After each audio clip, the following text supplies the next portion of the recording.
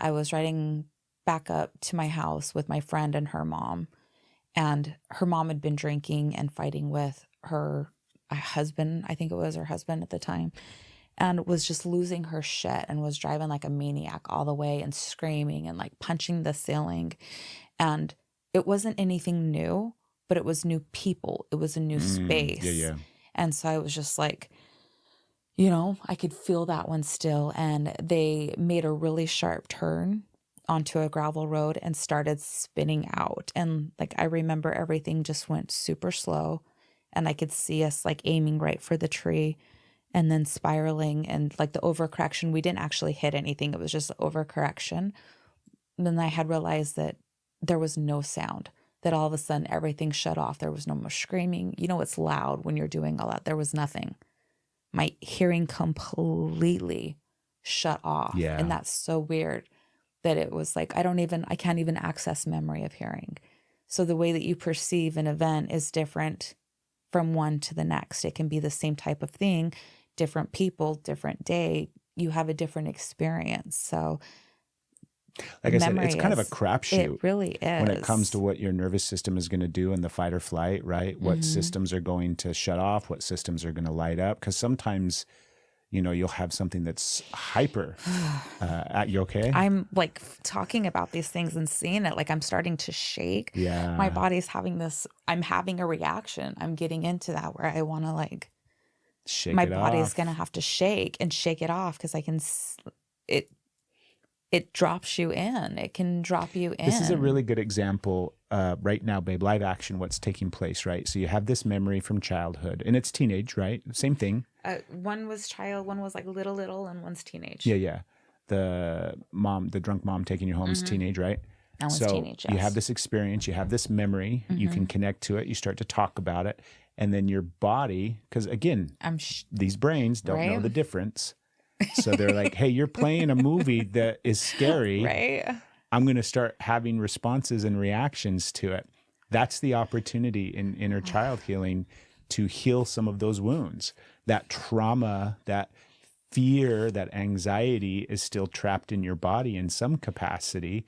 So as you start to flesh it out and talk about it, this can happen. Right. You can have these actual experiences start to, take place in the present moment. Yeah, it's the somatic of it. Like right now, it's really hard to sit here with a podcast, and there's part of me that's like, stop the podcast. I need to go like finish this cycle. Yeah. Because that's how it gets restored, when you don't like allow yourself to move, when you have that frozen, just to think to sit still right now. Every time the camera's not on me, I'm like, okay, moving my body, trying to allow things to shake out, and I don't have to process. Sometimes your body, so the somatics come in, your body knows how to move trauma.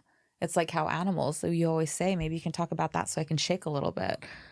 Well, yeah, I mean, it's, when the gazelle or the deer is running from the lion, the hyena, whatever it is, trying to survive, and then they finally get away, oftentimes you'll see it. You'll see it on those documentaries and on the Discovery Channel and everything like that, where they just have this complete system shutdown where they're shaking everything.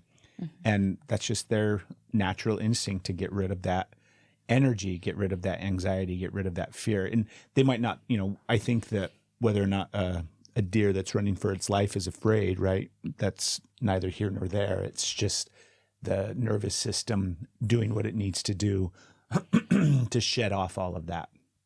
And a lot of times we have learned as humans to shut those things down. And again, the likelihood is that comes from childhood, right?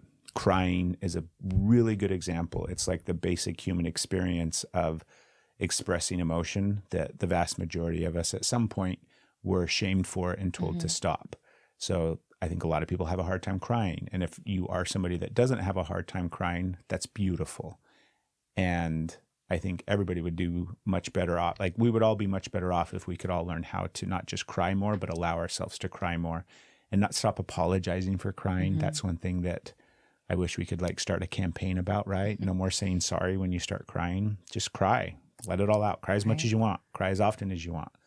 Lord knows there's probably some tears in there that need to come out from when you were 4 years old. Probably. Yeah. There's a backlog. There's like that would have really embarrassed me another time to start to feel that, and that would have caused me to shut down, to be able to like go into it and start to shake it out, allow my body to move.